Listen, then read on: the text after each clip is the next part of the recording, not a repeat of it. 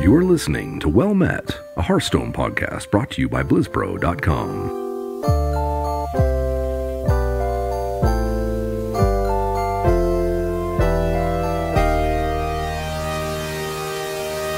Well met.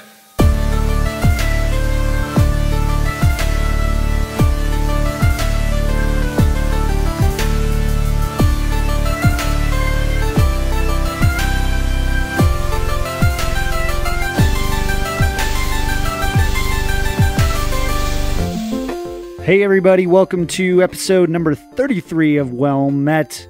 We've been at this for 33 weeks now, well over half a year. It's been awesome. We haven't missed a single week either, so we're super excited, super proud to be here this week. I'm John. I push the buttons every week, and of course I've got an all-star crew with me. First, all the way from Saskatoon, Canada, it is Kevin Hobdestad. Hey, Kev.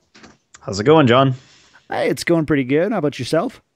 Good, man. It's been a crazy week. Work has been a total catastrophe. Just so much going on. Getting ready for BlizzCon obviously means that it's prediction season. We've got a ton of people asking what they can expect at the show, what it's going to mean for the company. So I've been working like crazy. I feel like I hardly sleep. Yeah, I'm right with you there. I might not be sleeping for different reasons, but it is work. So busy time, but in 10 days we get to just party. So that's what we're going to do. Come on, BlizzCon. Next, all the way from Kansas City, wearing his Minnesota Twins hat, it is J.R. Cook. Hey, J.R. Hey, man, and just so the people at home know, no, this is not a Minnesota Twins hat. Kansas City Royals hat. Just watched them clinch the World Series, clinch to go to the World Series 2 days ago. My voice is still a little rasped from all the yelling and screaming from that, but it was a good time, and I'm enjoying, looking forward to some Hearthstone. Unfortunately, because of that and them being in the World Series, I will not be on the show next week, unfortunately. So Sure. I'm sorry about that. Yeah. So if you don't like the episodes without JR, you can skip next week, but we might have a nice guest next week. We're still working on it. Otherwise, we'll for sure have a show this week, and it's going to be awesome either way. But let's talk a little bit about this week in Hearthstone for everybody. Any of you guys have anything special you want to share about your week in the Hearthstone world? I personally hate Arena so much. I just wanted to put that out. I know I played Arena a little bit today because I got a little bit bored with playing ranked lately. Just because I think every time I play now I see Secret Paladin. I'm just sick of that deck already. It's Secret Paladin or Face Hunter. My two most dumbest decks I hate playing against. But so I decided to play Arena, and playing that just makes me realize that Arena is needs something different. And I don't know what that difference is. But it feels like whenever I play, like I get the really, really bad cards, and then I go up against someone that gets like 3 legendaries or just really good cards. Like I played a mage earlier that I swear had a constructed deck while I'm sitting here playing like just these horrible cards that were the best I could pick from in my pool. I don't know. It just seems so random on whether you can get a good deck or not. And then you have to, spend 150 gold or $2 or whatever. I don't know. I think it needs some help. I saw somebody post on Reddit this last week that they had basically a constructed Secret Paladin deck to like 2 or 3 cards, and they went 12-0 with it. Like it was almost to the T. And then that deck has to wreck in Arena. That would be just a really good deck to run. I finished Super playing unfair. basically a freeze mage. Like everything that they had was like freeze mage constructed. I'm like, how am I supposed to beat that? How did you get that lucky? Why can't I get that lucky in Arena? So let's say hypothetically you got the God choice. You go to Blizzard HQ and they're like, hey, we're going to let you pick any constructed deck and run it in Arena. Which one would you pick? Think about it. Zoo. All right. Warlock Zoo. Warlock Zoo. What about you, Kev? Probably straight up Oil Rogue. Wow, that's bold. Yeah. I mean, give or take on the fuzzy details, I think straight up Oil Rogue would be incredibly powerful against what most people are drafting for in Arena of the like blend of removal and how it would play out. That would be my go-to if I got the like total and complete choice. Yeah. Sure. I think I would try mid-range Paladin. It would be, or not mid-range Paladin, mid-range Hunter. I would not try mid-range Paladin. Mid-range Hunter. Sorry. The Skype screen got a little messy, so I'll fix that in a second. Anyways, so, well, that's cool. Kev, any great stories from you? I know you were hanging out around rank 3 today, trying to decide if you're going to make a push to Legend. Yeah, I'm sitting at rank 3. I haven't decided if I'm going to go for it again this month. I mean, I have a week, and I probably won't have the time to play next month with all of my travel for BlizzCon and starting to think about, like, Christmas shopping and family things. I got stuff I got to deal with on that side of my life. So if I was going to do it, it would have to be this week. But realistically, I don't know if I will. I did, however, this afternoon while I was playing a little bit to get up to rank 3, I did hit Gold Druid. So I now have 2 gold classes, and I'm about 40 games away from my 3rd. Nice. Congrats, man. That's huge. Yeah, it feels good. Those golden heroes feel good. Druid looks crazy. Like, I hadn't realized it until I stopped and looked at it today, but instead of the like bi-colored eyes, the like red and green on the hero power, they're like on fire. They're like bright red and like glowing. It's impressive looking. Yeah, totally. Well, glad to hear that you're having good weeks in Hearthstone. Let's go ahead and jump into some news. This week in Hearthstone, Heroes of Warcraft. All right, let's go ahead and do a little bit of housekeeping here for the show. We will have no show on November 8th. So we'll have this show, next show, but the show after that, we will be gone. So don't look for us on your podcast feed, except for probably a little update episode, probably no longer than 5 minutes. Because we're all going to be at BlizzCon, so we won't have a way to do a show. But we'll be back and at it afterwards. So look forward to awesome stuff coming from us in the meantime. Yeah, we do have an interview with the Hearthstone team at BlizzCon, though. And I'm going to look into possibly looking into releasing that on the show or something if we decide to. If not, it'll be on our YouTube channel, so be on the lookout for that. Cool. And we could probably talk to them about getting them to maybe guest on the show at some point once we know what the next content batch of updates looks like after BlizzCon. That would be pretty cool. So it could open some cool doors. Yeah. Absolutely. That'd be really cool. So just a reminder again, November 8th, no show because we're going to be at BlizzCon. Also, small shameless plug. You may have heard it last week, and you may have actually tuned in already. Kevin and I have gone on our own little Overwatch adventure and started our own Overwatch podcast called The Payload. We record every Thursday at 7 p.m. Pacific Standard Time and hit podcast feeds on Friday morning. So if you're wanting to get more into Overwatch, it was really fun doing the first episode. We had a lot of fun doing it. Lots of great content to talk about. And with BlizzCon right around the corner, and I'm sure big things in store, and we've got beta coming up this week, there's going to be jam-packed stuff. So if you're at all interested, feel free to come hang out and listen to some Overwatch stuff. So that's Thursdays. And then, JR, I think you had something for us this week. Yeah, and I'm pulling it up right now. Sorry about that. I had the details right there and accidentally clicked away from it. But no, we're having a Kansas City Fireside Gathering on November 14th, which I believe is on a Saturday, maybe Sunday, Saturday. So Saturday, November 14th in Kansas City, we're hosting a Fireside Gathering at SoPro Gaming in Overland Park, Kansas. Starts at 1 p.m. and ends probably around 7:30 p.m. It'll cost $5 for members of SoPro Gaming, or $10 if you're not a member. And we have some really cool prizes for it, too. It's going to be a Conquest tournament. You're going to bring 4 decks, and you're going to get to choose to ban, whenever you play your opponent, you ban a deck. So you'll have 4 choices there, and then your opponent will be able to ban one of them. And the prizes are, like, first place gets 100 packs and a custom-made Hearthstone medal, which are really cool looking. Those, I think, Captain Crunch, one of the guys that went to the Fireside Gathering tournament, is the one that got those made. Second place is 55 packs, and then third and fourth are 15 packs apiece. So we have a lot of Hearthstone packs to give away. We're limiting the tournament to 64 people. So just go to hearthstone.blizzpro.com, look for the link there on how to sign up, and hope to see you there. It's going to be awesome. That's pretty cool, man. I'm excited to see. You got to get a picture of that medal and post that online because that would be very cool to see. Yeah, I think he had the same medals at the last one. I think I have it on my Twitter account, but I'll definitely make sure to take another picture of it when the event happens. Sweet, cool.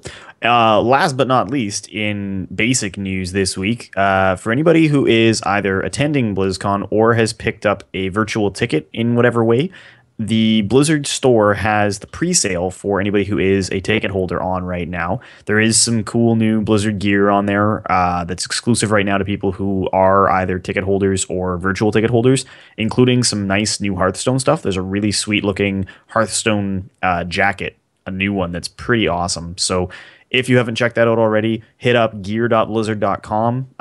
Make sure that you're logged in with the account that you have a physical or virtual ticket associated with, and check that stuff out because it's really nice.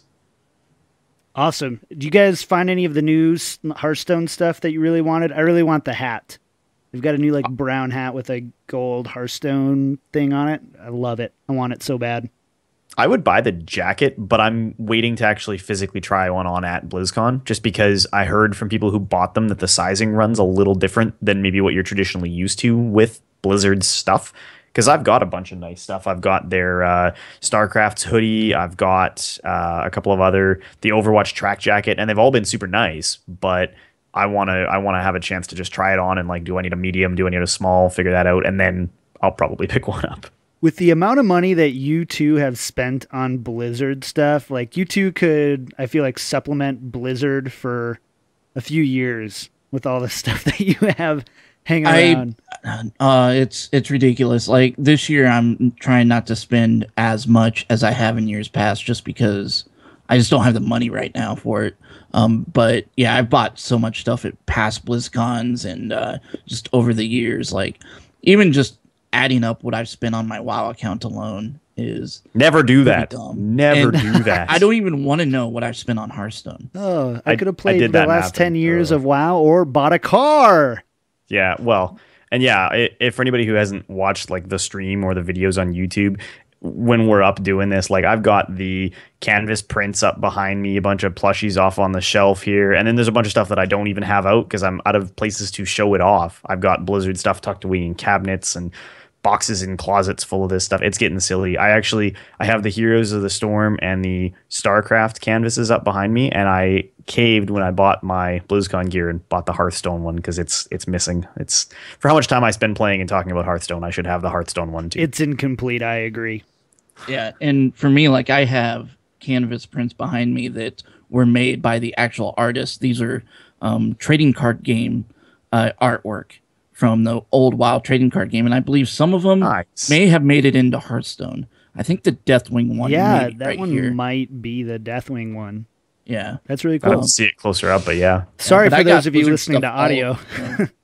Yeah, but I've got Blizzard stuff all over the room. Yeah, your nerd shelf is incredible. I have my own nerd shelf with the Drakes, some Lego stuff, and Funkos, and all that kind of stuff. But my nerdery pales in comparison to you two. You two are the co-kings when it comes one of these days I should awesome take a video of everything that I have because this is just one room of stuff and I have 2 other rooms of stuff. My wife lets me actually put this stuff up in our house.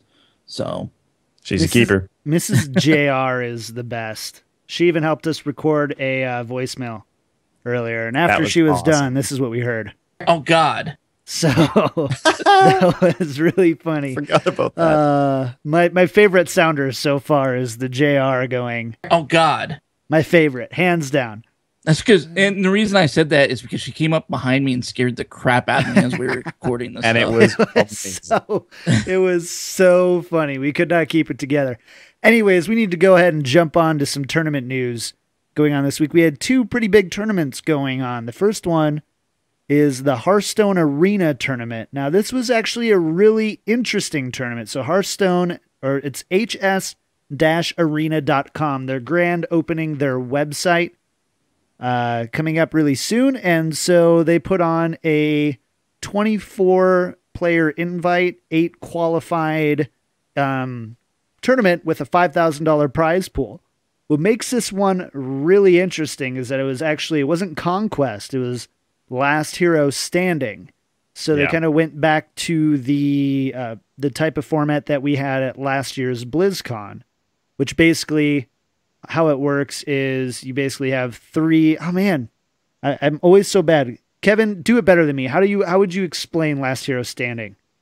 Last Hero Standing is the opposite of Conquest. So instead of when you win with your given class deck, you can no longer play with it. In Last Hero Standing, you stop playing with a deck when you lose with it. So if you started with a player playing a Druid against a Warrior and the Druid won, instead of retiring your Druid deck like you would in Conquest, you have to continue playing it, whereas the player whose Warrior deck has been defeated can never bring that Warrior deck out again. It's literally the inverse of what we have today. Awesome. Well, you're such a wordsmith, Kevin. Thank you for doing that for me. I knew I would botch it. So it went on over October 23rd through 25th. They had group stages and then went into a single elimination bracket. Navi Zixo won the full $3,000, but here's some crazy information. So Zixo, formerly of Team Archon, kind of went away a little bit after, we don't know really what happened, how he left Archon, but he left Archon. It was a big surprise to everybody. He wasn't performing well in ATLC at the time, and now he is 16-2 in October. He ran in this tournament, he ran a Warsong-less Patron Warrior deck and did really well with it, really, really well with it. The only 2 losses he's had in October is he lost to Jabs Druid with his Patron Warrior on October 3rd. We're coming up on November. His second to last loss was October 3rd, and then he lost to Freaky's Hybrid Hunter on October 24th. Also in the tournament, we had 2 Beers, who was a qualifier. He got second, and then we had Eloise and Zalay tied for third. So this was a really cool tournament. A lot of people hung out, a lot of big names, really good casting talent. Firebat was part of that. I believe Callum Leslie was doing some of this stuff. And yeah, it was just a fun overall tournament. But let's turn our heads a little bit here to the other tournament that went on, which was Challenge Stone number 4. So we've had 3 Challenge Stones in the past. They've been really successful. They include great personalities like Kriparian, Brian Kibler, Reynad, all these different guys who have been casting and doing things for it. And this year, this time they had Challenge Stone 4, the Grand Battle. So the rules were you can only choose Epic, Legendary, and TGT cards. So very, very small card pool when you start to think about it. We saw some awesome gameplay. In the end, we saw Firebat win.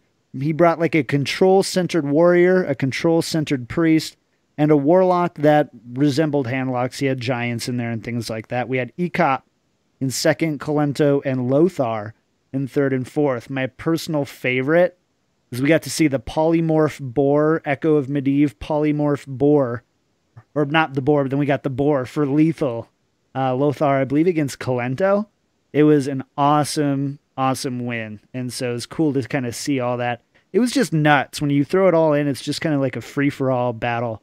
I really enjoy the Challenge Stone format, even if it's not the most competitive and constructed and optimized decks. But basically, these guys they're just getting 30 minutes to throw together 3 decks with very specific rules. If they don't meet them, they get pulled out of a really crappy card pool, and it's really fun to watch. So, yeah, my big thing about these Challenge Stone things is because you get to see like the play you just talked about with polymorph and doing all that other stuff.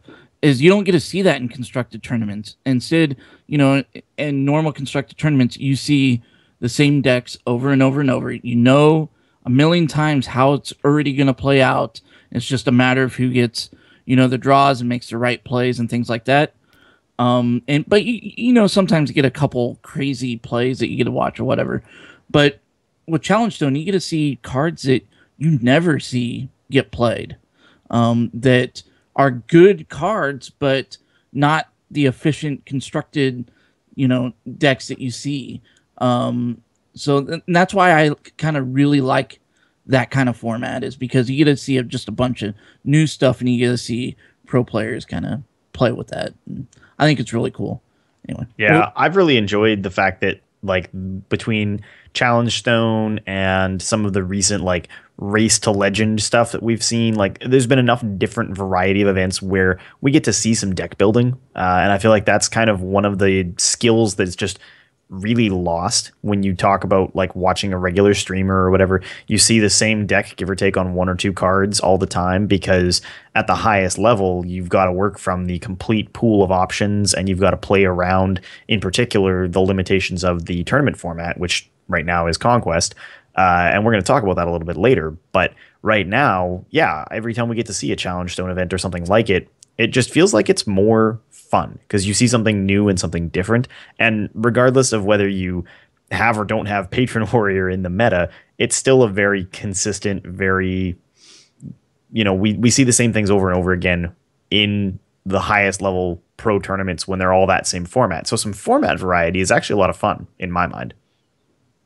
Yeah, absolutely. I just like to see different stuff. I like to see people lighten up a little bit and just play Hearthstone.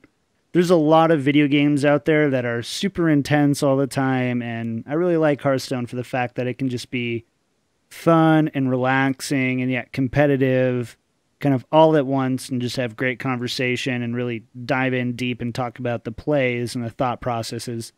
And they always do a great job of that over at Challenge Stone. It's one of my favorite events to just kind of kick back and watch on a Wednesday, Thursday afternoon, Friday, whenever it was. It was this weekend, so yeah.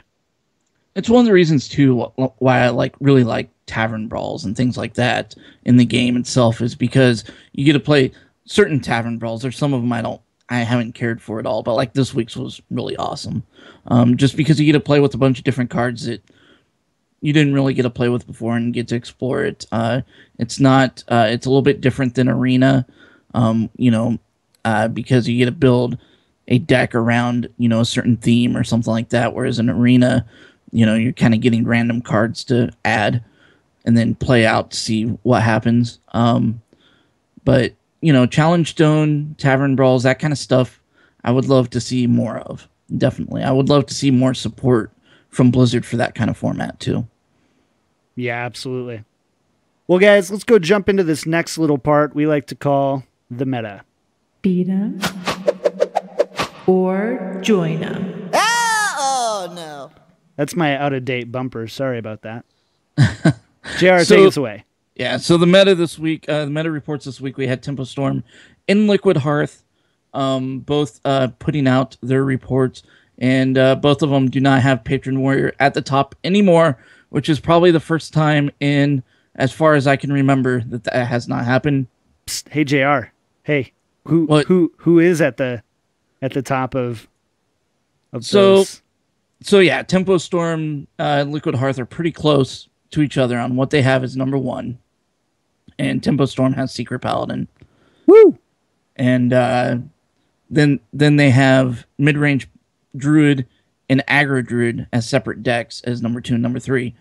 Or I think those might be flipped. I think Aggro might be number 2. But Liquid Hearth has Mid-Range Druid and Aggro Druid combined as one deck. But they have that as number 1 and Secret Paladin at number 2.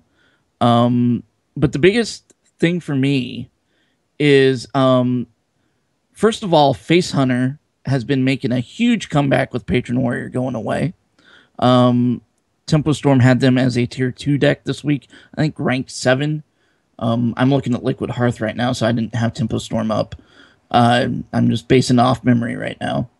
But they had Mid-Range Druid or Mid-Range Hunter like fairly low on the list, I believe. Whereas I think Mid-Range Hunter should definitely be higher up because I've been seeing a lot more of that as well, and that's also performing very well. And Liquid Hearth does have Mid-Range Hunter.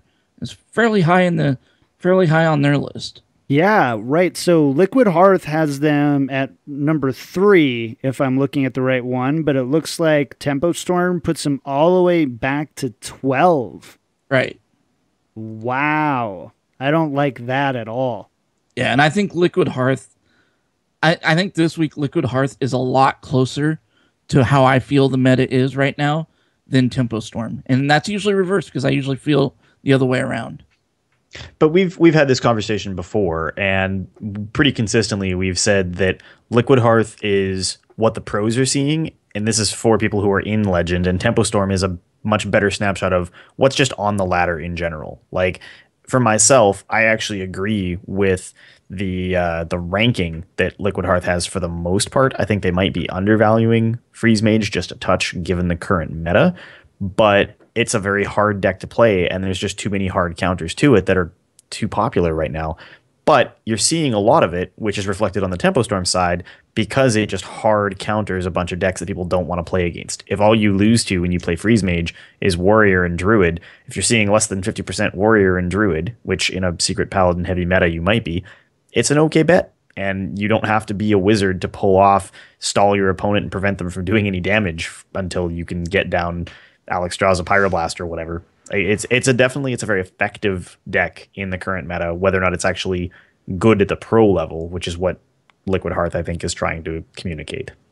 Yeah, the only thing that I don't agree with Liquid Hearth is putting Mid-Range Druid and Aggro Druid as the same deck, because while they have a lot of the same cards, those two decks play completely differently. And it irritates me that they kind of lump them up into the same deck because they're not the same at all. They're pretty close, though, really, when you stop and look at them. Like, I mean, well, as far as in both the cards decks that they use, but the way that you play it is a lot different. Okay, fair enough. But I mean, there's a lot of that occurs in the difference between Hybrid Hunter and Mid-Range Hunter and Face Hunter. And eventually Liquid Hearth did the same thing and said, no, we're just going to call that style of Hunter one thing, which is when we stopped calling Mid-Range and Hybrid two different Liquid things. Hearth calls them all separate. Yeah, Hybrid Hunter is 8th, Face Hunter is 9th, Mid-Range is 3rd. Right, but you'll recall they did collapse them at one point for a period of time, and I think that's what they're doing here. Yeah, I think, though, if they did that, I feel like, honestly, I would say Secret Paladin is closer to Mid-Range Paladin than Aggro Druid is to Mid-Range Druid. I think the two Druid styles share more cards in common than the two Paladin styles, just on the sheer basis of the secrets. But at the end of the day, like JR is right, they do play very differently. How you mulligan, what your good or bad matchups are different. Yeah, I'm with you, JR, that it just seems a little lazy to put those two in the same kind of boat. Yeah, on the flip side of that, I mean, Aggro Druid might be a fleeting thing too. Yeah, like right now it's near the top of the meta. It's a top tier deck. But how long will it be there? Especially with Face Hunter making a comeback. Face Hunter will outpace Aggro Druid or any other aggro deck. Yeah. So I think we're going to see a huge upswing. We've already seen a huge upswing of Face Hunter, but I think it's going to be even more so in the upcoming weeks. All right. So given kind of what we're seeing now, are you guys going to be changing the decks you're running at all this season? I know, Kevin, you were planning on, or you're saying you're dabbling a little bit with Hunter a little bit around rank 3, and then you kind of fell a little bit. And what are you doing on the ladder these days? Well, it's funny, like when we were doing our prep for the show, I was honestly running Druid and Hunter because I wanted to get the golds. So I got Gold Druid. I'm like 40 games from Gold Hunter, and I was going to maybe just suffer and push with it to see if I could make it work. But honestly, what I'm planning on doing is going back to Control Priest, because it has so many good matchups against what's popular right now. It's a deck that has, it has hard counters. You are just going to lose certain matchups. And like, I think Tempo Storm's calling it a tier 3 because they're just saying like it's got so many poor matchups. Liquid Hearth ranks at like 14th or something. but it has really strong matchups against Druid and Paladin, which is all I'm playing against. And the things it loses to are things like Freeze Mage, Handlock, Oil Rogue, which I haven't seen hardly at all. So I'm going to take it for a spin, see what happens. So what about you, JR? Are you going to be switching it up at all on the ladder? Right now, I've been solely still playing Aggro Druid, and the reason for that is a lot of the same reason that Kevin's playing the decks that he's been playing, is because I'm about 120 wins away right now from getting a gold Druid, and then I'm probably going to switch it over and probably play some Shaman, even though it's at the very bottom of the meta. Shaman is also, I'm only about 90 wins away from a gold Shaman. So I might see about grinding that out in the next week or so. It's not something that, it's not going to be on the competitive side or anything like that. But I do say that Control Shaman is still a very, very fun deck to play. Yeah, I wonder if there's room for Mech Shaman to make a little bit of a comeback too. With Patron Warrior kind of out of the equation, stuff like that. Secret Paladin Mech Shaman does really well against. So I'd be interested to see if we start seeing that a little bit more. I think one of the reasons why Shaman's so low is Shaman has a really difficult time with Paladin in general. Because Paladin can just flood the board, and Shaman just doesn't have a lot of ways of dealing with that. Control Shaman actually does in a way, but it's tough. It's definitely tough. I think you'll probably see an upswing.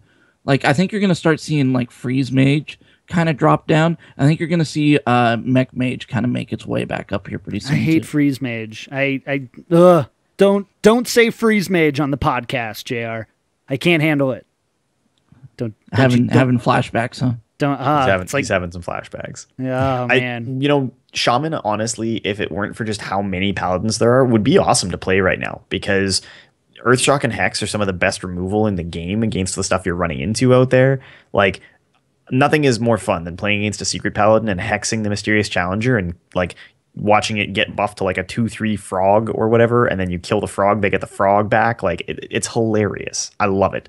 But they need something that does some kind of board wipey damage that doesn't have overload attached to it. They need like Circle of Lightning that does 1 lightning damage to minions, everything on the board or something. I don't know. Something has to happen that lets them respond to board presence. Yeah, I think one of the things too that we should probably acknowledge is that Patron Warrior is not dead yet. True. It was leading, the meta for however many weeks now, for a couple expansions, it seems like. But it's still out there. Warsong Commanderless Patron Warrior is still a tier 2 deck according to Tempo Storm, and people are, still trying to get it to work, and it does a pretty decent job. I played around with it a little bit, and it's still not a bad deck. I think eventually people are going to see if they can make it efficient like Patron Warrior used to be. But I think eventually it's going to end up falling off, because I still think Control Warrior is the better deck if you want to play Warrior. What do you guys think? Zixo brought a Warsong Commanderless Patron Warrior. I'm trying to find the deck list right now, but I believe it had like Grom in it. And it basically started to combine Control Warrior and Patron Warrior kind of into one. Let's see if I can find it here. Yeah, here it is. Of course, it's right on the top. Everyone wants to try it. Yeah, it's got a Grom. It's got a couple. It runs Dread Corsairs again, Lotheb, Dr. Boom. Kind of like the standard kind of list, but he adds a Grom in and puts Dread Corsairs back in, which was kind of a tech choice that people were, choosing and not choosing, and he did really well on the Hearthstone Arena tournament. So it's still viable, but I think this is the power where it should be. It's not that it's a bad deck, but it should be at a place where, it can be played, but it can be countered, and it doesn't just have the ability to win out of nowhere anymore with that charge mechanic. Like, you can still get punished, just like you can get punished with Handlock if you push, your opponent too low or something like that. But at the same time, you can't just, no matter what, it feels like you're making the wrong decision, which I think is one of the hard parts with Patron Warrior. Yeah, it allows you to more, be able to strategize against that deck more as a player playing against Patron Warrior. Whereas before, you just, like, what was the best way to beat Patron Warrior? There was none. It was just hope that you win before Kill they before do. turn 8, yeah. Yeah. But now you can respond to certain things. You can, make your plays a certain way to avoid just getting overrun. And if you don't have that, you're probably going to get overrun. But now at least you have the ability to stop it if needed. And you didn't have that ability before this nerf went through. Yeah, it would be like if mid-range Paladin could make all of their quartermastered tokens have charge. Like that's the kind of style that it played like before, and now it just builds a very aggressive board that's still truthfully only vulnerable to about 4 or 5 removal cards that sweep the board in the game. And if you don't have one of those cards, it's still incredibly difficult to clear a board of patrons. You have to have a very specific plan for how you're going to deal with them. One of the few things that's keeping Druid in check right now, too, because Druid's board clear is so awful against Patron Warrior. Just like absolutely, virtually worthless. Yeah, it's really bad, but at the same time, it's these checks and balances that makes it so that, Druid doesn't run away. When everyone was, ringing the bell of the doom of Patron, including myself, and I'm still there, that I don't think it's, it's not a tier 1 deck. It's not, you're not playing around Patron Warrior really anymore. It's Druid was quickly, went from, the 6th, 7th, 8th best deck. Some had it as high as like 3rd or 4th, just straight up to number 1 because it does that well and is that consistent and has so few horrible matchups that almost any matchup is winnable, and with a couple of tech choices you can do really well in almost any meta with that deck. And it's why we've seen it since, before Goblins versus Gnomes. That's how long mid-range Druid, this combo Druid piece, has been around, which is really insane when you think about it. I would love to see a not warrior patron deck. Like, I would love to see somebody make it work using Wild Pyromancer in a different class or something. Like, if there's some way that you could do that and take advantage of that exact same presence mechanic, maybe in a class that could buff it, something that could be increasing those patrons up beyond 3/3 with a bunch of buff spells. Like, there's got to be something there somewhere in the game. I think Mage might have the tools to do it in combination with their hero power. You're right, Pyromancer, with like, imagine like a Tempo Mage. That might be cool. Yeah. We should maybe do an extra stream sometime. We have some practice to do here, yeah. Try to make a Patron Mage deck. That might be really Patron cool. Patron Druid, Patron Priest, yeah. Yeah, I'm all about it. We'll see if we can get that on the books. We'll report back. Maybe do a game night or something and build this deck and pilot it, us 3 on the ladder. That might be really cool. Be a lot of fun. Sweet. Kev, what do you have to talk to us about this evening? Yeah, so we teased this a little earlier now that we've kind of seen what's out there in the meta and we made some jabs at it. We're going to talk about Conquest format because the BlizzCon opening week is going to launch this week. By the time you guys are listening to this episode as an audio podcast, you're going to be just a couple days away from the first rounds of play in Conquest at BlizzCon. So we want to talk a little bit about not just how the format works, but what you're going to see at BlizzCon because of how the format works and why everybody's so excited about the Patron nerf because of what it opens up for choices in Conquest. So real fast, Conquest is a format where each player brings 3 classes with unique decks. When they win with one of those decks in a best of 5 format, that deck is retired and they cannot reuse it. So they have to win a total of 3 games in a best of 5 format using 3 different class decks. So what I want to ask you guys about, what I want to get into is, what does this mean for BlizzCon strategy? Because there's a lot of things that play into this, right? What's effective against what kind of matchups are good or bad? How do you make sure that you have a roster of decks that's going to be effective against a field of you don't know what to expect necessarily, given the big Patron nerf? Do you guys have thoughts on the strategy behind Conquest going into BlizzCon and what you think the pros are trying to figure out right now? John, I'm going to ask you first. Oh, man, put me on the spot. So it's really interesting, Conquest, the type of games before the game happens when you're picking your decks. So I'm going to assume straight up that I don't really know what decks particularly are going. I like to approach it from the game theory aspect of it. So when you are picking a deck with Conquest, you are really trying to basically find a way to where your 3 decks have favorable matchups against the other 3 decks. That's the easy part, in my opinion, because that's just, hitting a checklist. Does it beat this deck? Does it beat this deck? And so that part's pretty easy. But the order in which to play is where it gets really complicated, where you have to start choosing, okay, Grim Patron Warrior a couple weeks ago was the best deck. Is that something you lead off with and try to get multiple wins with, or is that your savior deck in case at the very end you need something that can pull wins out of nowhere? And because of that, Conquest ends up just getting really, really kind of interesting and complicated. I remember sitting with Freshka and I was working on a spreadsheet with him where all it was game theory around based on like what your opponent has chosen in the past, what is likelihood of the decks that he chooses in the future were. It was incredibly complicated. And man, I don't even know where to start with that really, but hopefully that gives me enough of an answer to pass it to JR. Well, so I've played in a few tournaments now with Conquest, and the way that I end up usually deciding my decks that I'm going to play is, first of all, I'll pick the decks that I feel most comfortable playing myself. These are the decks that I know inside and out how to play and how to play in any matchup.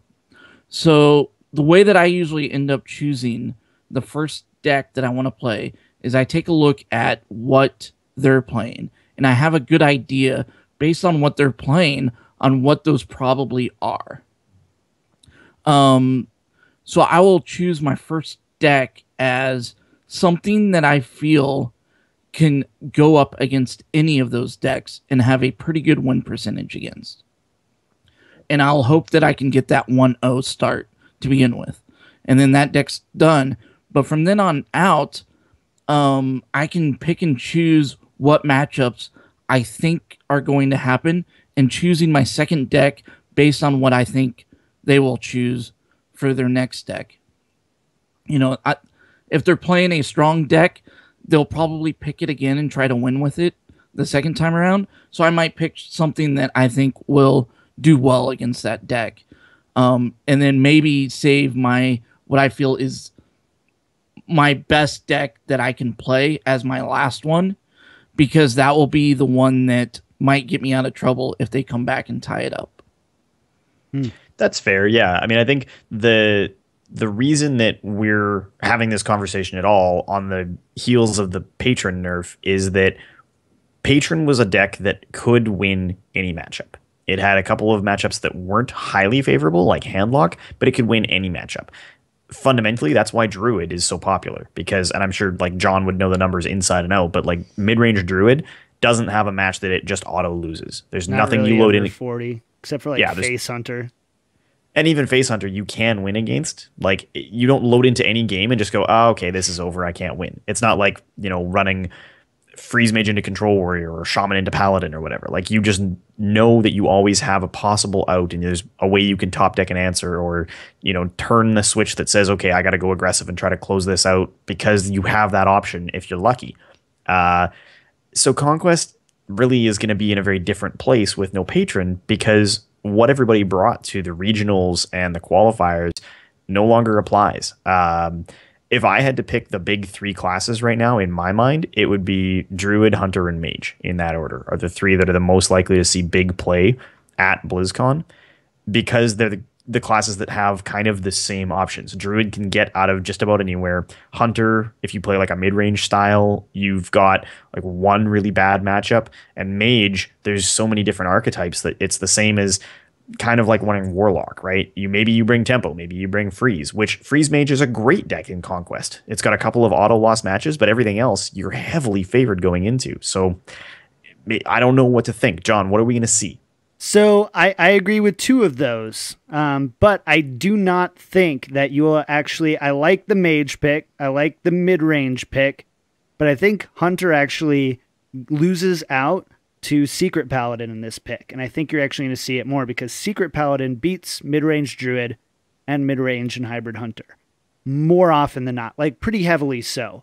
And so when you're looking at that, I honestly believe that you will see Druid, Paladin, and then a combination of either Mage, and I think some people will try to be Hunter just because it's a very comfortable deck, but at the end of the day, I think that the people who bring Secret Paladin, at least to this World Championship, are actually going to do the most well if you're correctly predicting the field.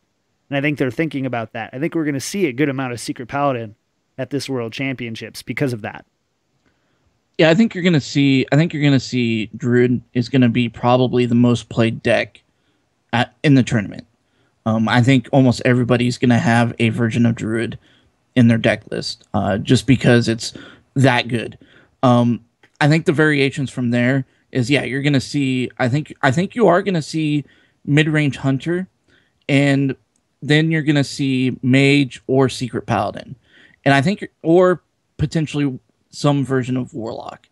But I think that one's probably less so. But I think what's going to differentiate mid-range Hunter and how it's going to be good is depending on their tech choices. I think mid-range Hunter could do very well against Secret Paladin just because it's the one deck that has something that will destroy Secret Paladin, and that's just Flare. I mean, pop it up and destroy all their secrets, and they're basically done. If we see it. Now, we just saw, again, this Hearthstone Arena, it wasn't Conquest, so some of the tech choices and stuff are going to be the same. And don't quote me on this, but what I probably watched a good 5-6 hours of this tournament. I did not see a single Flare. Saw quite a few hybrid or mid-range and hybrid hunters. Saw quite a few Secret Paladins. And I saw Secret Paladin do really well against it. Could they start making that tech choice? Sure, but mid-range Hunter and hybrid Hunter are really well-oiled machines at that point. I mean, do you just take out the Hunter's Mark completely? The lone Hunter's Mark? Do you go with one less 2-drop? Maybe take out a Creeper? Like, there's just not a lot of cards. There's so many high-value cards, and that deck is so well-formulated. I worry that putting in Flare, while yes, it wins against Secret Paladin, I don't think that the matchup is bad enough for mid-range to warrant that tech against that one deck. It's not like running Harrison in Druid to beat Patron Warrior, where it's like, well, you're still going to run into Hunters, so it's a good pick there. You've got Warrior there. You can run into Paladins too. I worry that it might be a little bit too narrow of a tech choice. But I totally agree with what you're saying, that it will wreck. Yeah, I still think those are going to be the main decks. So, and I think what's going to win the BlizzCon championships is going to depend on what the tech choices end up being. I think you're going to see a lot of Lotheb, because as I said, you're going to see a lot of Druid in this tournament. And one of the best ways to try to stop Druid from popping off their combo is knowing when they're going to do it and then just drop that Lotheb to try to give you that extra turn to beat them down. And you might see that even in... I don't even know if Secret Paladin plays Lotheb. I think they do sometimes. Not always, but yeah. Yeah, it depends. Yeah. Like the Corridin does. The faster one doesn't. Really depends on what we're going to see coming in. But it's a fair choice that it's probably going to be in there. Yeah, so I think the whole tournament's going to depend on who techs for what and if they do it successfully. But I do believe that the top decks that you're going to see are some form of Druid, whether it's mid-range or aggro. Although I don't really think aggro Druid will do very well in the tournament format. I think mid-range Druid will be the main one you see.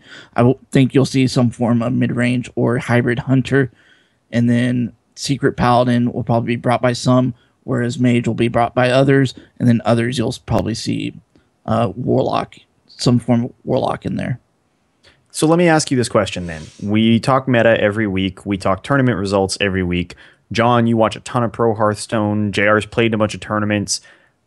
Right now, if you were going into a tournament with prestige, big money on the line, knowing what you know about the meta, what you've seen, which kind of players are going, and what kind of decks they're comfortable with, what 3 decks would you run, John? So I would run a mid-range druid, the non-Cenarius version. So I would top out with Dr. Boom. 1 Living Roots, though, not 2. So I would do that. Maybe no Living Roots at all for like Azure Drakes and a couple, like maybe a Thorson or something like that. I would run, and I'm going to get so much flack for this, I would run Secret Paladin. I do believe it is that freaking good. And I do believe that against the other decks that people are going to play, I think it's got a good shot against all of them.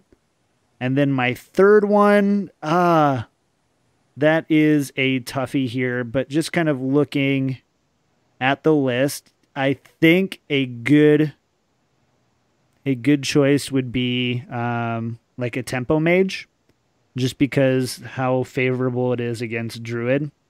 And I can almost guarantee that almost every person there is going to bring a mid-range Druid list of sorts. I agree with you, JR. I think during a regular tournament, I think that you would maybe see some people try to throw you off balance with a aggro palette or aggro Druid, but I don't think with, $250,000, so $100,000 to me on the line, I don't think $150,000 to me, right?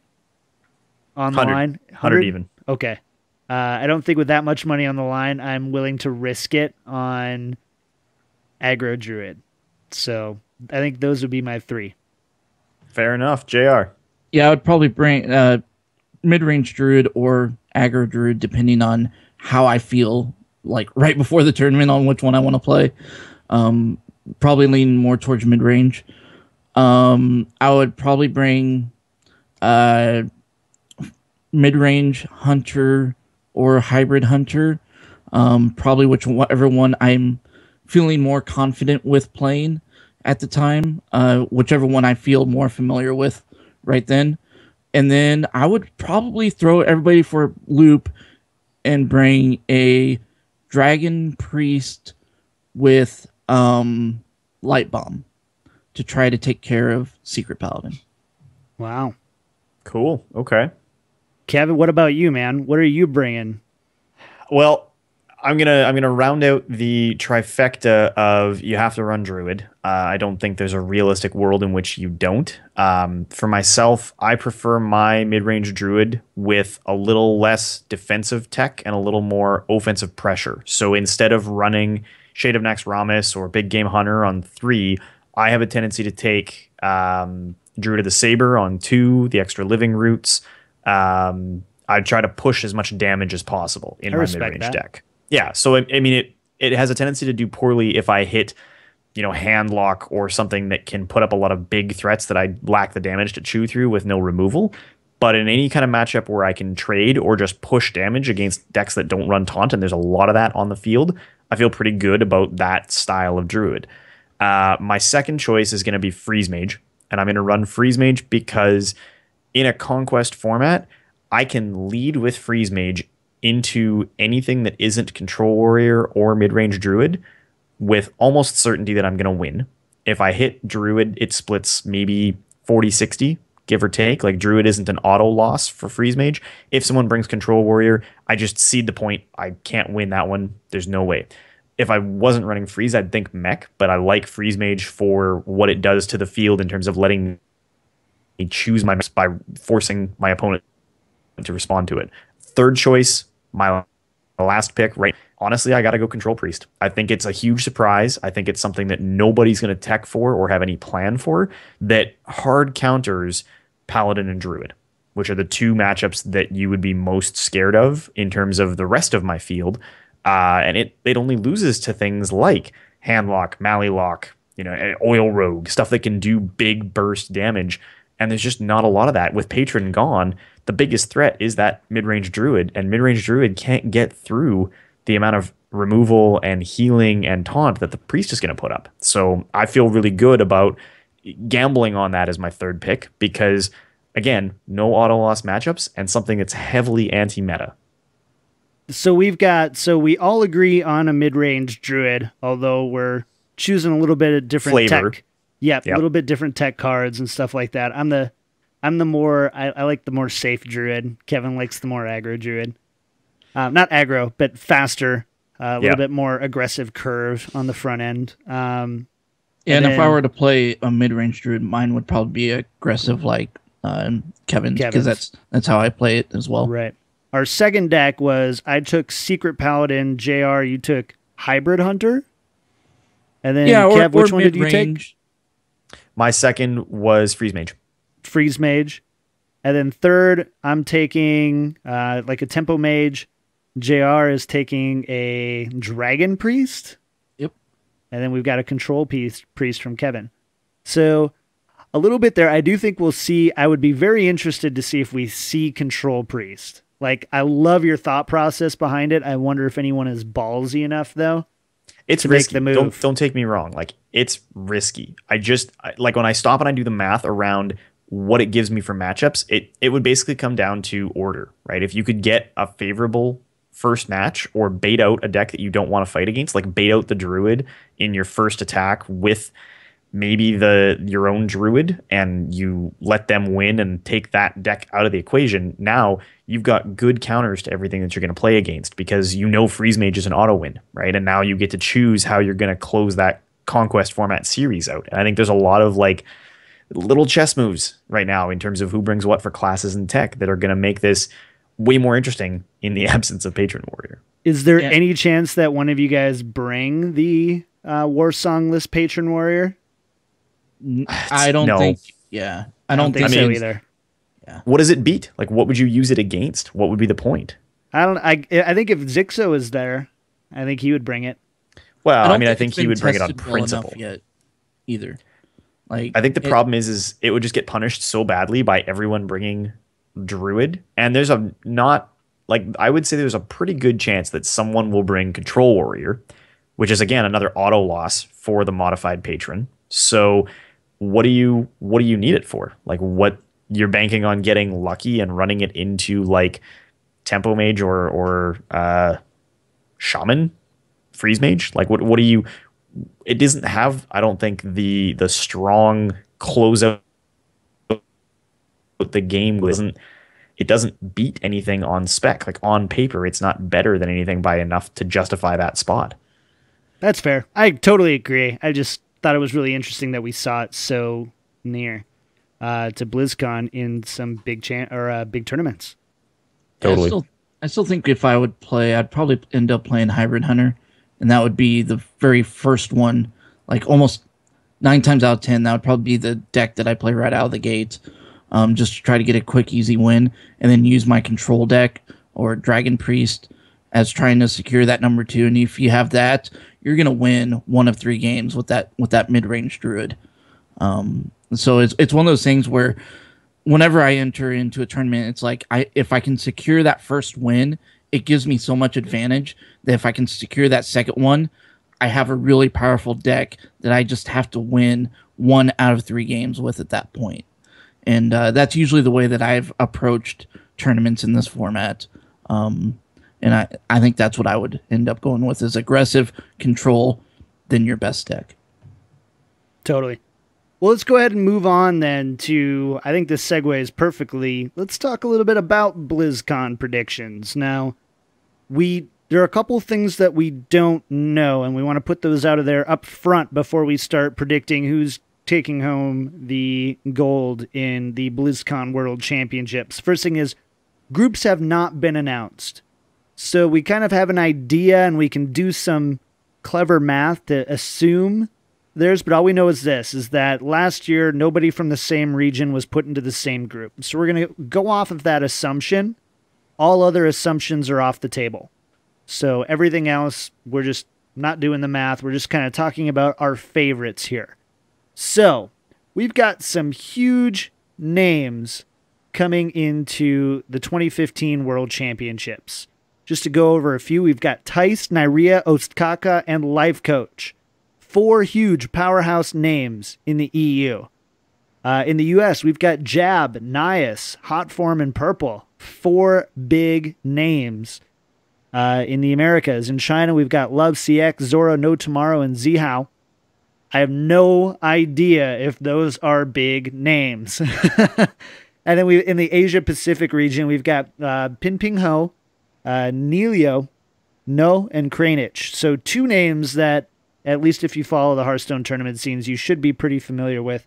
2 that are pretty obscure. Overall, I would say, 11 of those 16 names are actually really big names that almost everybody has heard at least once in their life. So then we get to talk about, all right, so who's going to take home the gold here? Just your favorite player. We know there's a lot to go deeper.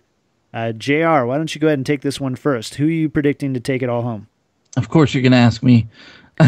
Like, out of all these players, there's a handful of them that I know, but I do know that Tice is the number 1 player right now in Hearthstone, according to Gosu Gamers and a lot of other sites out there. He's been on a roll. I think he takes that momentum and does very well against this.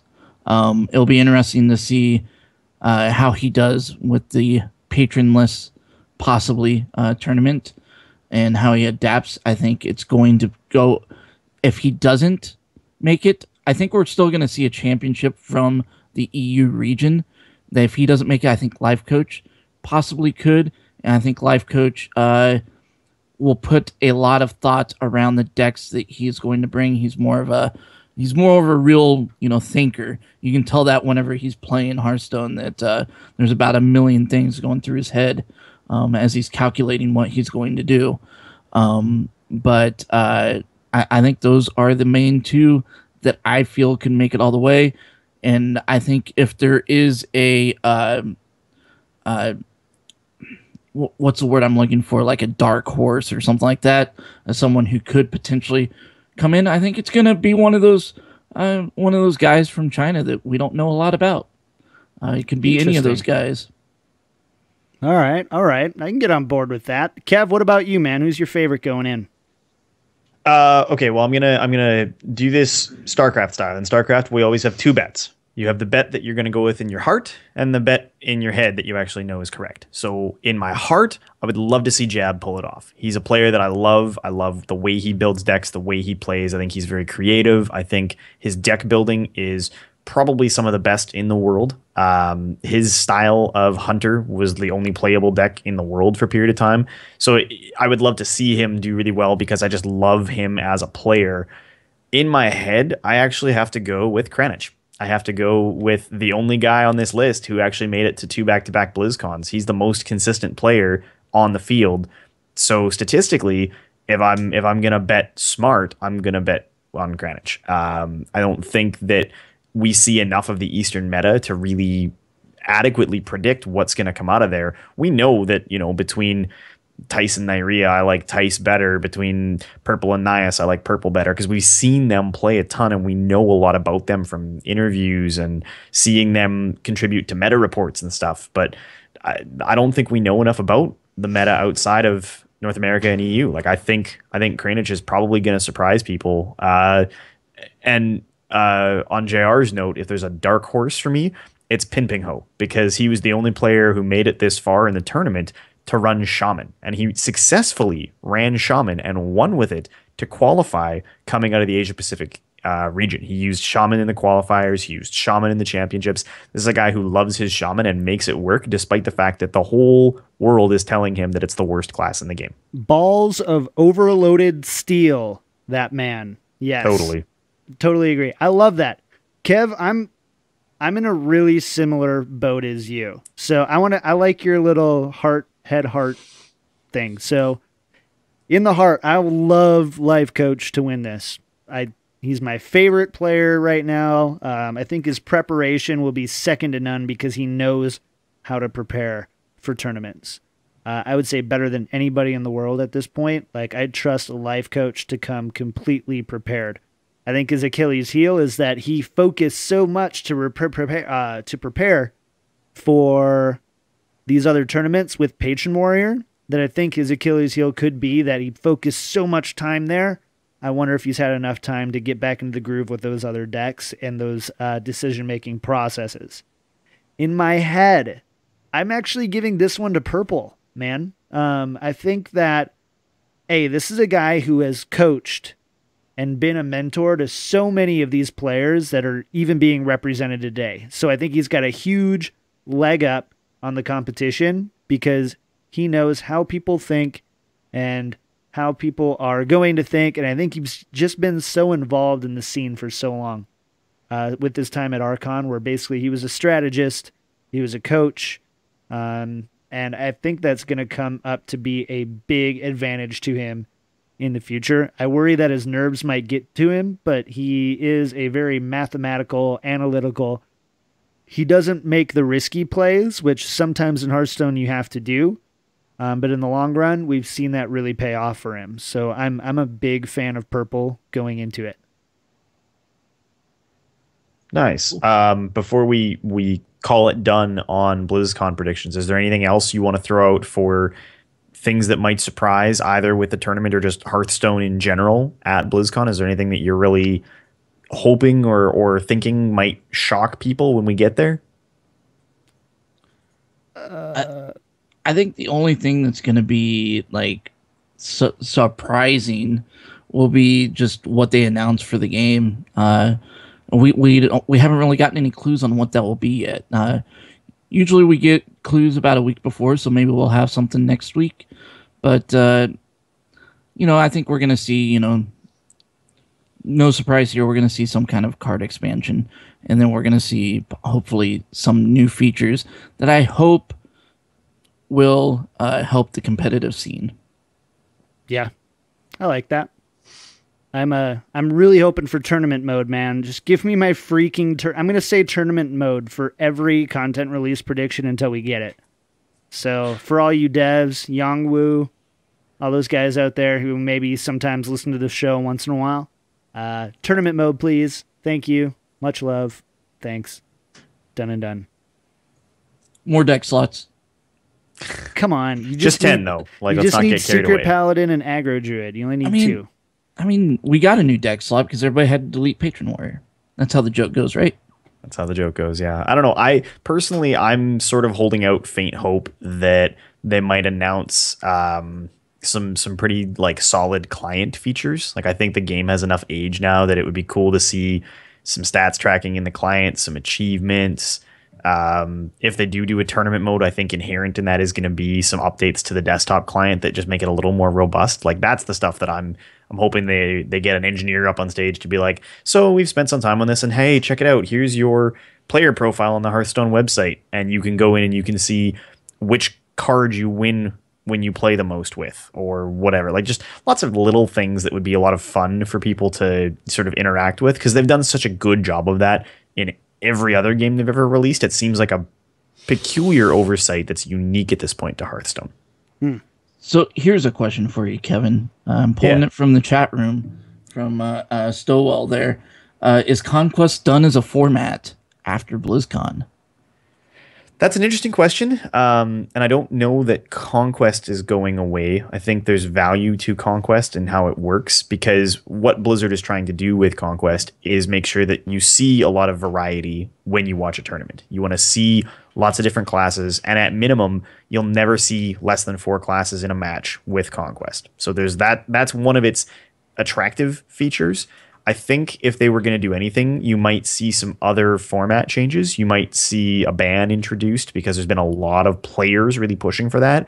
And at some point, if all of the pros are in agreement that that's what they want, the devs are going to have to just kind of sit back, look at their internal esports analytics and go, I don't think it's going to make a difference, but yeah, sure, have a ban, because that's what the players want. And that will, I think, create some excitement in the scene again.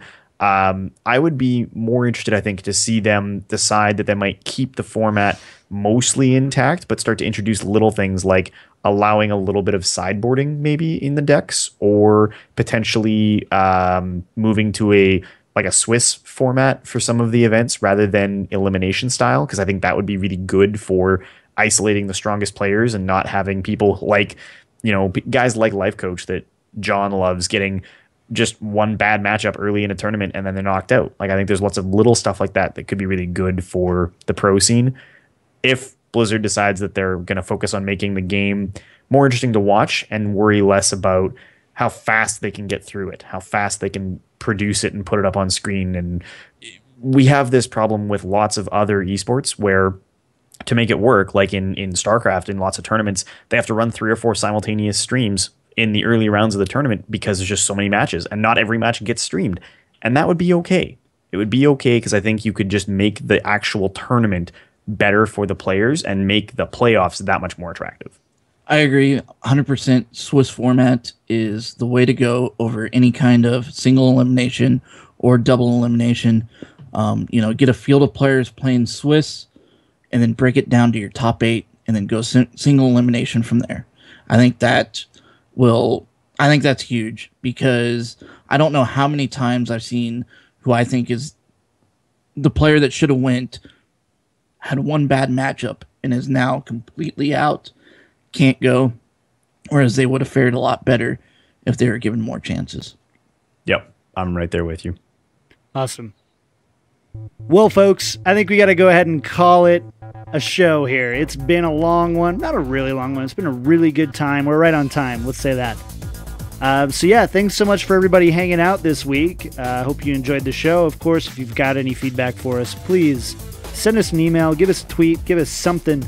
Let us know what you like, and we'll keep doing it. Kev, what's the news for us?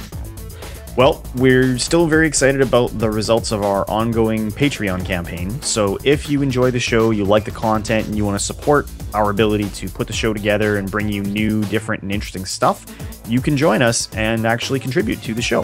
Hit up patreon.com/wellmetpodcast. The next milestone that we have set right now is at $350 in monthly support. We're going to reach back out to the voice talent that did all of our initial content for us and help us do new host introductions like the ones from the earliest episodes of the show, a brand new intro and outro, just kind of update the show and give it a fresh feel. Paying that guys like Casey who do that work for us is super awesome for us and makes the show new, different, better, cooler for you guys. So if that's something you're interested in, hit us up. We're also not ready to announce anything yet, but we might try and add some other new rewards and new stuff to our Patreon campaign after BlizzCon. So if you've got ideas of things you'd love to see as a potential supporter, hit us up and let us know. And definitely, sorry, go ahead. Definitely check out store.blizzpro.com if you want a Well-Met Pick up a t-shirt. shirt. Yeah, if you give to the $25 campaign on our Patreon, then you get one of the shirts as well, which is pretty awesome. I want to see your shirt at BlizzCon. Yep. Come on, Truth. I will sign any shirt I see. If you bring your Blizz Pro shirt, your Well-Met shirt, I will sign those for you. Very happily. I will promise not to sign it for you because you probably don't want me to sign your shirt. But you can. I'll sign Kevin's name on your shirt. Is what I'll do. Rude. So yeah, that's patreon.com/wellmetpodcast. What about some reviews this week, JR? Yeah, so we had a couple of good iTunes reviews this week. 5-star reviews from Spider9080 and Luke from Aspen, who I'm assuming his name is Luke, and he's from Aspen, Colorado. Very well. Very well. Or he lives in an aspen tree, one or the other. That's a high bet. So cool, awesome. Thank you guys again so much. You can find us on iTunes. Leave us those reviews. We love to read out your names at the end of the show. It's one of our favorite things to do. JR literally fights us to be able to read those out. So he's really excited to do it every week. Ready to go show my biceps. Woo! The mountains. Cena. We call those the mountains in Kansas City. Just JR's biceps. So let's go ahead, do some shout outs here before we close out the show. Kev, what about you, man? Well, a lot of projects on the go. So if you don't already know, I contribute every week to the new Esports Weekly show over on IGN. We've got a few episodes up now that you can check out. They've been really good. We talk all the big news in esports across all games, all scenes, bring in players, managers, scene personalities to do interviews and roundtables. If you haven't checked it out, I would love if you could go watch it, give us some feedback, tell me what kinds of stuff you'd like to see on the show in the future. I'm working on the big segments coming up related to the future of StarCraft as an esport and where it's at, as well as esport funding and how it's going to work as we try to evolve as an industry and get away from sponsorships. If you join me up on Twitter over at Lack of Realism, you can check that out as well as all of my pre-BlizzCon coverage. So articles out this week covering what to expect from the StarCraft WCS, as well as the Hearthstone and Heroes tournaments at BlizzCon. And other than that, just shaking frantically, waiting for me to be in the Overwatch beta and to go to BlizzCon. Ah, come on. So soon. All right, JR, what about you? Let's see. I'm going to be extremely busy these next couple weeks preparing for BlizzCon. Hope to see you all there because this is the last time you will hear from me on the show until after we are back from BlizzCon. So I hope to see you guys all out there. So I'm going to give an early shout out to anyone that I see at BlizzCon, especially if you're wearing a Well Met shirt. Come visit us at Con Before the Storm. We have a table there. I believe we're there from 8 to 9 p.m. Thursday. And then we have a panel at 9:30 p.m. also on Thursday. So come check us out. I will sign anything you give me, or I'll give you hugs if you want them, or anything else that is legal. JR does super good awkward selfies. So if you want to get a super good awkward JR selfie, limited edition, one of a kind, find him, find us at BlizzCon. We will pose JR for you for your own special limited edition super awkward JR selfie. Sounds good to me. Let's do it. Done and done. Deal. How about you, John? Not a whole lot for me.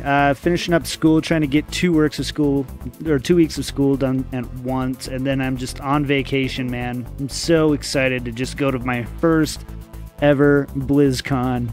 Yeah, we'll get JR to sign a Twins hat. I love that. Thanks to Shadow in the chat room.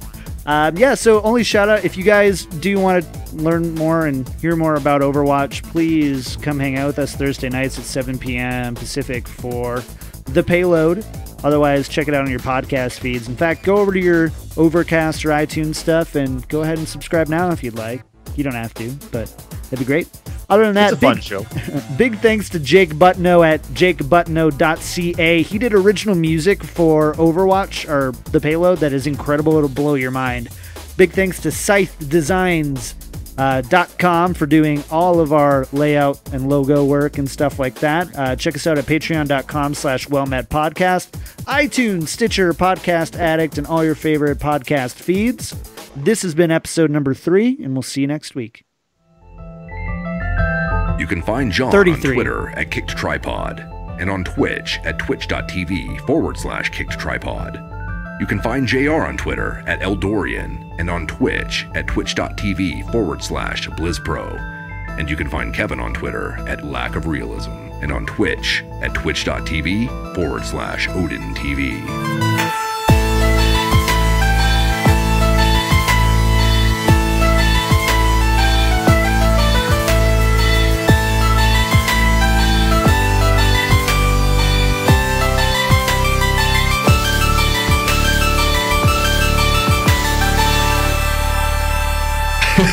Cash. Oh, God. BlizzPro.com. Beyond Noob.